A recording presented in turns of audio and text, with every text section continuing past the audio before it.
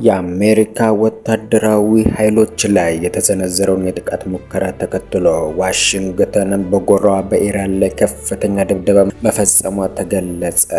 የአሜሪካ ጦር ኢራን በአሜሪካ ኃይሎች ለሰነዘረችው የሚሳኤል ጥቃት ነው ሙከራውን ያጸፋ ምላሽ ለመስጠት ሲል ረቡዕ ምሽት ኢራን ላይ ከፍተኛ ድብደባ መፈጸሙን ገልጿል።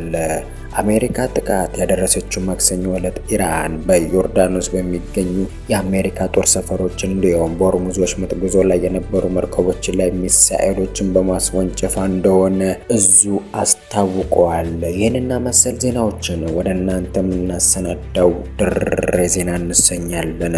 እስከ ዝግጅታችን ፍጻሜ ድረስ አብረውን ይዝለቁ። ሰብስክራይብ ላይ ሼር በማድረግ ጋርነቱን ይግለጹ። በቅድሚያም ወደ ዕለቱ የተመረጡ አበይት የሆኑ አርዕስተ ዜናዎች የምናቀና ይሆናል።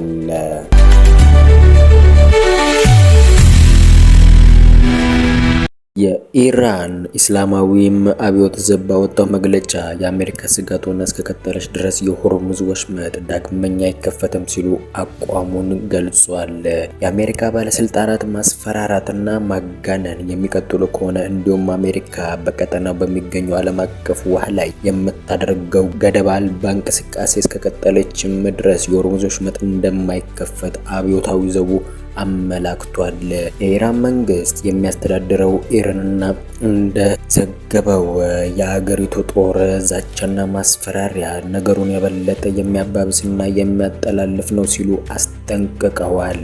ሀገራትን በስም ሳይጠቅስም ወራሪዎችን የሚረዱ ሀገራት ባህሪያቸውን ካላስተካከሉ ከፍተኛ ቅጣት ይጠብቃቸዋል ሲሉ ዝተዋል። በሆርሙዝ ወሽመጥም በስተደቡብ በኩል ደህንነቱ ባልተጠበቀ መንገድ ለማለፍ የሞከሩ ሁለት ነዳጅ ጫኝ መርከቦችን ትናንት ምሽት እንዲመለሱ መደረጉን አስታውቋል።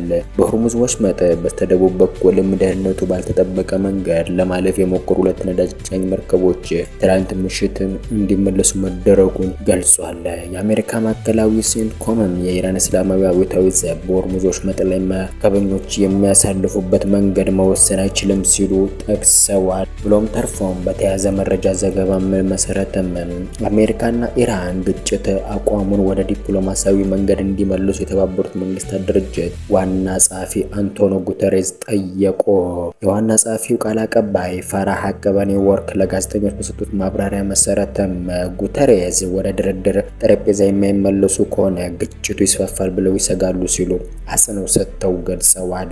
ባለፉት ሰዓታት ውስጥም የታየው ይሄ ነው ሲሉ አንጸባርቀዋል።